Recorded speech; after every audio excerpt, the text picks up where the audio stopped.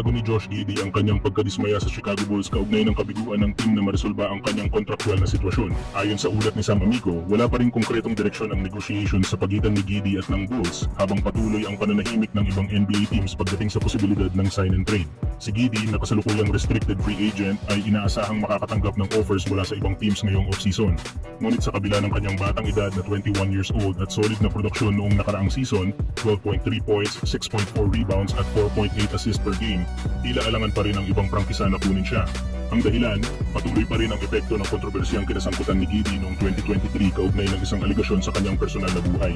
Bagamat walang formal na kaso ang isinampa at wala ring naging suspensyon mula sa liga, tila may agam-agam pa rin ang ilang teams sa posibleng PR backlash ng kanyang acquisition. Samantala, nananatili ang Bulls sa alanganin.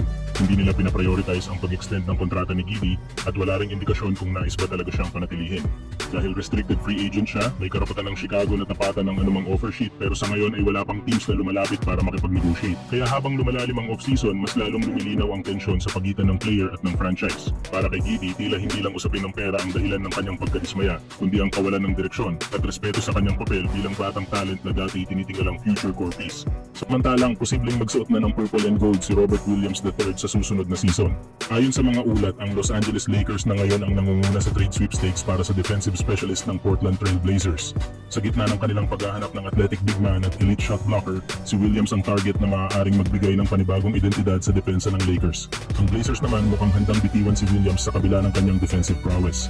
Isa sa mga pangunahing dahilan, sobra na ang lalim ng Portland sa center position.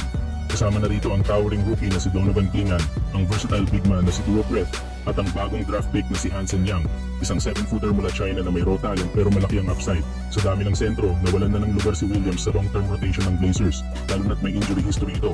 Noong nakaraang season, limitado sa 19 games si Williams dahil sa injury, ngunit kahit ganun, nag-average pa rin siya ng 6.8 points, 6.3 rebounds at 1.2 blocks per game. Kilala si Williams bilang isang elite rim protector, high-energy player, at may kakayahang mag-finish sa taas ng rim.